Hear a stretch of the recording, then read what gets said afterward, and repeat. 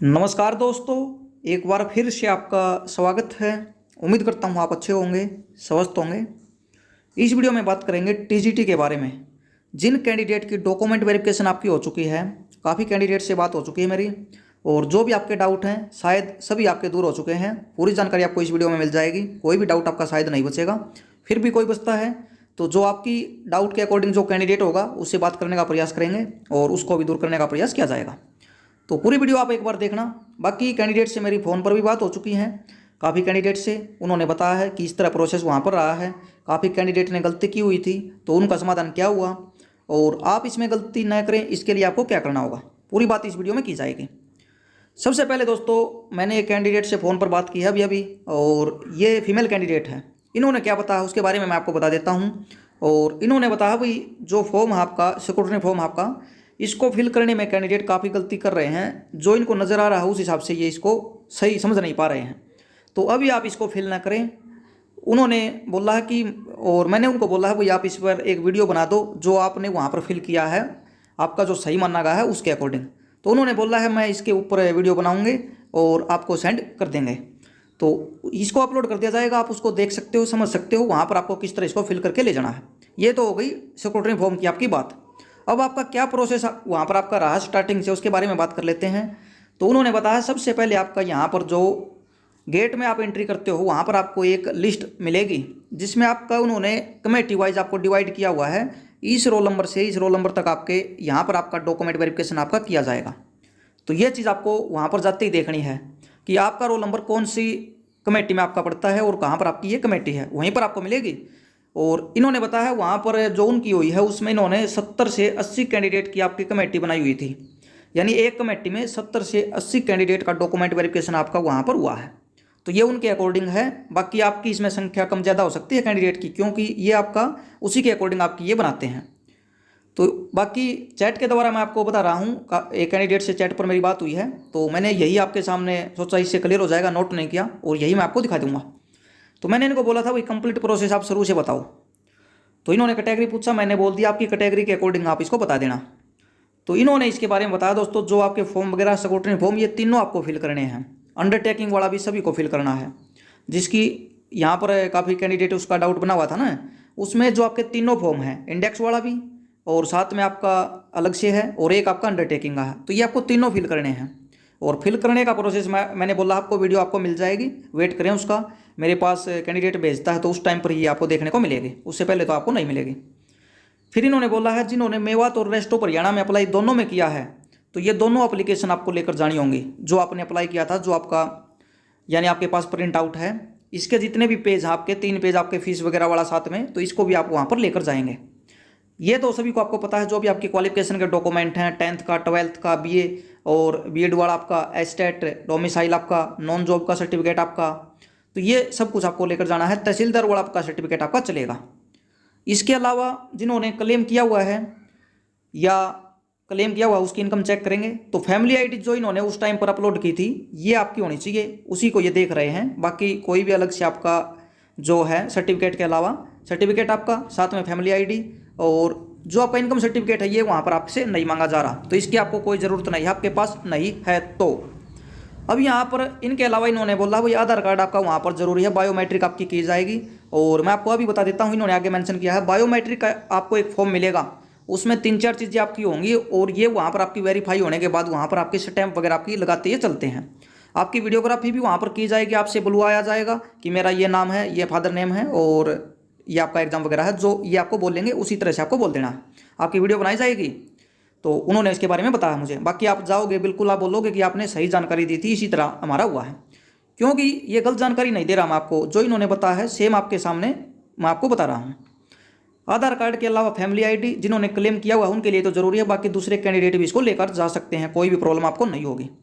दूसरा डाउट आपका इसमें डिग्री वाला था, तो आपकी डिग्री है तो आप लेकर जाएं, कोई आपको दिक्कत नहीं है, लेकिन वहाँ पर कोई ज़रूरी नहीं थी, इन्होंने आपसे नहीं मांगी। आपके केवल मार्कशीट वगैरह चेक कर रहे हैं, उसमें आपके सब्जेक्ट में कितने नंबर हैं सब्जेक्ट में। बाकी एक और डाउट है जो कैंडिडेट ने बताया, उसका मैं आपको अलग से बताऊंगा, आगे उसका आपको मिलेगा। क्लेम किया है तो आप इसमें अपना ये चीज़ें लेकर जाएंगे, आधार कार्ड आपका ज़रूरी है और फैमिली आईडी आप इसमें लेकर जाएंगे जो आपने उस टाइम पर लगाई थी। तो ये सभी डॉक्यूमेंट आपको लेकर जाने हैं। इन्होंने बोला है इनकी एक आपको फाइल बना लेनी है। और मैंने आपको बताया था फाइल किस तरह की आपकी होनी चाहिए। कोई भी प्लास्टिक वाली फाइल आप न यूज़ करें, यहाँ पर इन्होंने जो बताया है। यानी जो आपकी साधारण फाइल होती है जिस पर आप ऊपर लिखोगे कि कैटेगरी नंबर मेरी ये है, नाम मेरा ये है, रोल नंबर मेरा ये है, मेरा सब्जेक्ट ये है और ये मेरी डिटेल है, तो आप उस पर मेंशन कर पाओ इस तरह से। और उसका आपको धागा भी ले लेना है ताकि बाद में आप उसको वहाँ पर उसको बांध सके लास्ट में। तो ये यहाँ पर इन्होंने जानकारी दी है। डॉक्यूमेंट का केवल आपका एक सेट आपका लगेगा। इन्होंने बोला भाई डॉक्यूमेंट का एक सेट आपका लगेगा केवल, और एक ही सेट आपको तैयार करके ले जाना है। लेकिन एक्स्ट्रा आप वहाँ पर लेकर जाओगे तो ये आपके बैग में वहाँ पर पड़ा रहेगा, कोई दिक्कत नहीं है, आप उसको एक्स्ट्रा रख सकते हैं।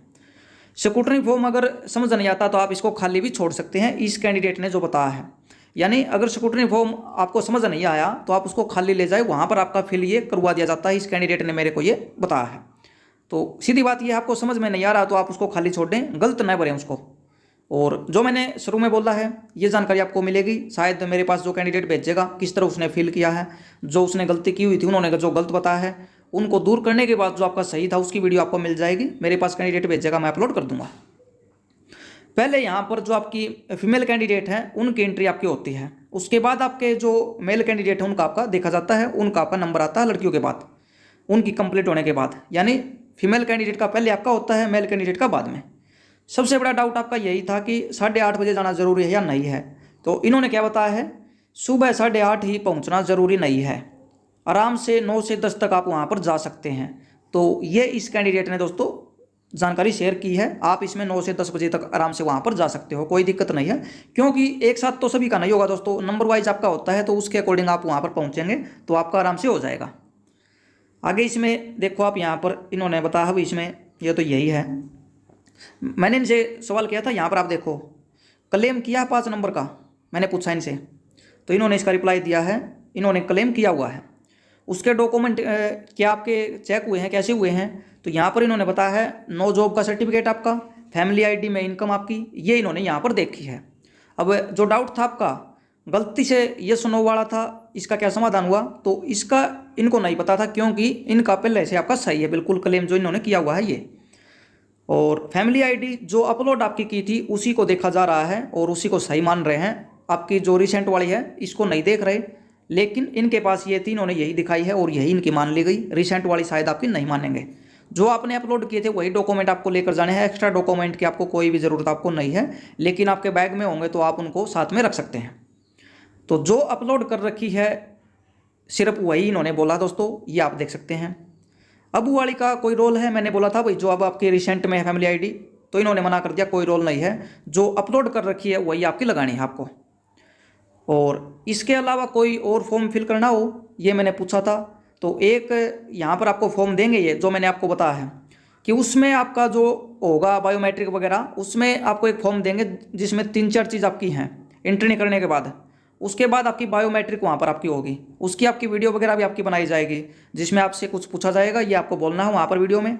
और यहाँ पर फॉर्म या इन्होंने क्या बोला है इसमें, इन्होंने इसमें बोला है आपको एक पेज देंगे अलग से जिसमें आपके 3 कॉलम होंगे और फर्स्ट में आपकी बायोमेट्रिक होगी, उस पर ये कंप्लीट होने के बाद आपकी यानी स्टैंप मोहर आपकी लगा देंगे कि आपका हो चुका है, वेरीफाई आपको कर देंगे और इस पर आपकी स्टैंप आपकी लग जाएगी। यानी पूरा प्रोसेस आपको वहाँ पर जाती है, आपको समझ में आएगा, कोई दिक्कत नहीं होगी किसी को।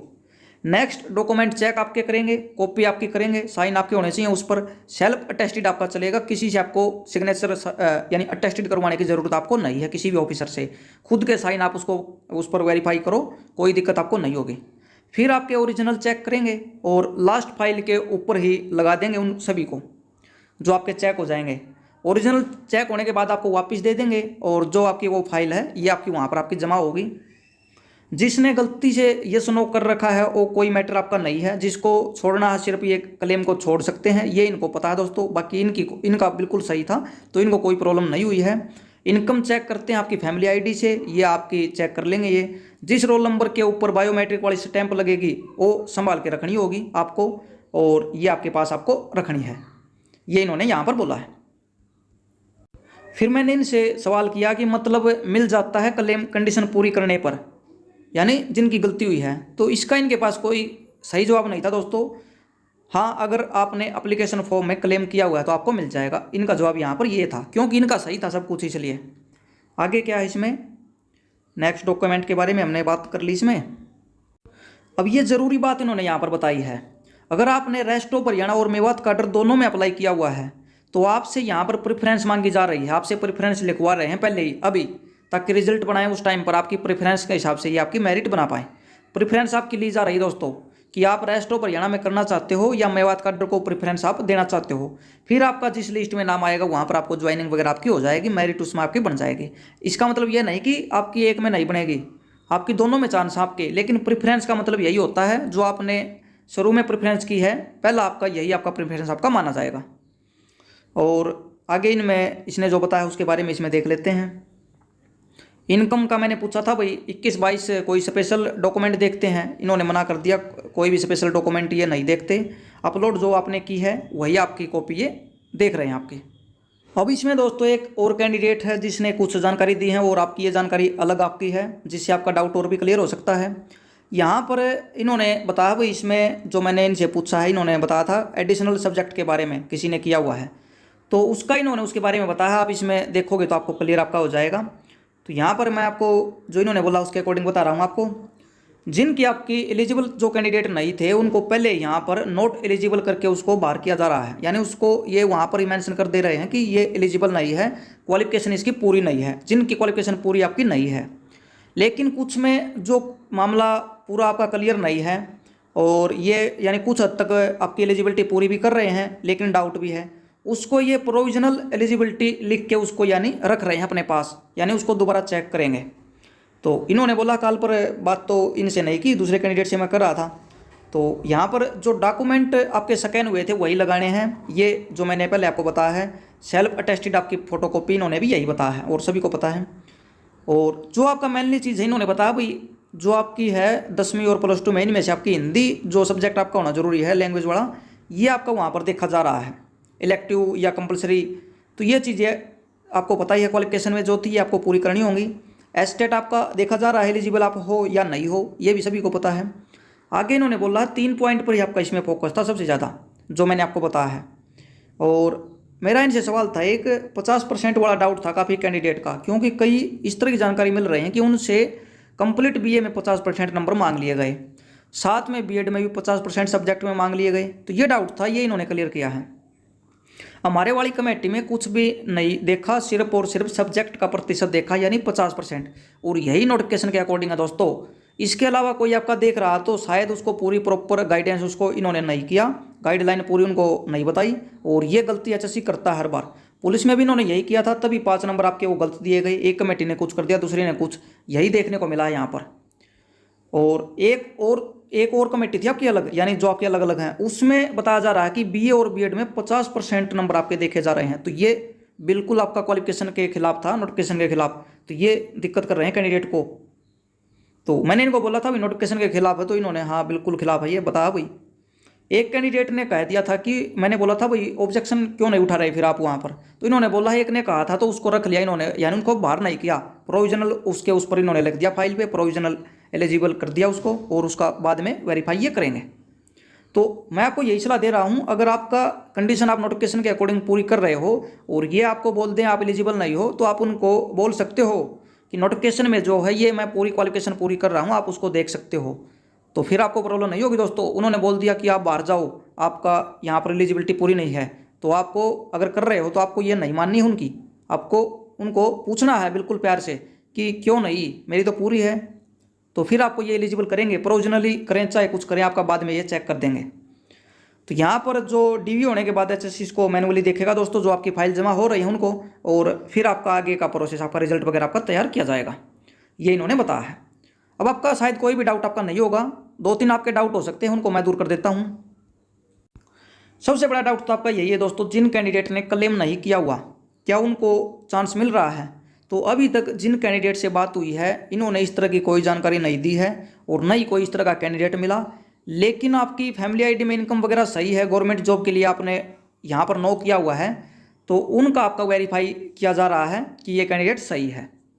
बाकी तो बाद में ये चेक करेंगे, डॉक्यूमेंट वेरिफिकेशन के टाइम पर मैं बोल रहा हूँ। लेकिन ऐसा कैंडिडेट नहीं मिला जिसकी गलती से उसने यानी क्लेम नहीं किया था लेकिन उसका क्लेम आपका इन्होंने मान लिया हो, ऐसा कोई भी कैंडिडेट अभी तक नहीं मिला है। और आपको यही सलाह है, आप अपने डॉक्यूमेंट साथ में लेके जाएं। अगर आपका मान लिया जाता है तो आपके लिए अच्छा होगा, नहीं मानते तो फिर इसमें तो कोई भी समाधान आपका नहीं है दोस्तों। दूसरा डाउट आपका ये है, जो ओरिजिनल डॉक्यूमेंट है क्या ये जमा होंगे? तो ये दोस्तों आप समझ ही नहीं पा रहे हो। ओरिजिनल डॉक्यूमेंट कभी भी आपके जमा नहीं होते, आपको साथ में रखने हैं। आप अपनी 2 फाइल ले जाना, एक में आप अपने ओरिजिनल आप लगा लेना, दूसरी में आपके जो आपको वहाँ पर सबमिट करने हैं जो फोटोकॉपी है, जो सिक्योरिटी फॉर्म है, जो आपका ऑर्डर इन्होंने मेंशन किया हुआ है सीक्वेंस में, एक में आपको उसको सेट कर लेना है और एक में आपके ओरिजिनल डॉक्यूमेंट आप ले जाना। जो आपसे ये मांगेंगे ये आप उनको दे देंगे, कोई आपको दिक्कत नहीं होगी। ओरिजिनल आप अपने साथ लेके आएंगे, ये वहाँ पर आप जमा करवा देंगे। दूसरी सलाह ये है, जो आपका फॉर्म है सिक्योरिटी फॉर्म, ये आप वहाँ पर 3 कॉपी कम से कम लेकर जाएं। कोई भी आपकी गलती होती है तो आप इसको उसी टाइम पर फिल कर सकते हो, कोई भी दिक्कत नहीं है। और बीच में मैंने आपको बताया है, अगर आपको कुछ भी समझ में नहीं आता आप इसको खाली छोड़ दें, जो भी आपको समझ में नहीं आता, लेकिन गलती आपको नहीं करनी है। ये आपको वहाँ पर फिल करवा देंगे आराम से कि आपकी ये गलती है और आप इसको दोबारा फिल करो, फिर आपको सारा फिल करना होगा। लेकिन शुरू में ही आप उसको खाली छोड़ देते हो, ये मुझे समझ में नहीं आया, तो वहाँ पर उसको ये बता देंगे। या बाकी आपको और भी कैंडिडेट मिलेंगे वहाँ पर जिसकी होके आपके डॉक्यूमेंट बाहर आएगा, उससे भी आप पूछ सकते हो। पूरे मौके आपके वहाँ पर हैं, तो आप पूरा समझने के बाद ही अपना काम करें। तो इस वीडियो में यही जानकारी दोस्तों, कोई भी डाउट होगा तो दूर कर दिया जाएगा। बाकी एक कैंडिडेट से यहाँ पर बात हुई है, उसने बोला है कि सिक्योरिटी फॉर्म आपका किस तरह भरा जाएगा, क्योंकि उन्होंने गलती की हुई थी, फिर उन्होंने अलग से फिल किया है। तो ये वीडियो आपके साथ शेयर कर दी जाएगी अगर मेरे पास कैंडिडेट भेजता है तो, नहीं तो फॉर्म को जरूर भेजेगा। फिल करने के बाद उसकी इमेज वगैरह मेरे पास, उस पर मैं वीडियो बना दूंगा और आपको समझ में आ जाएगा। तो चैनल को सब्सक्राइब करें, वीडियो को लाइक करें। धन्यवाद।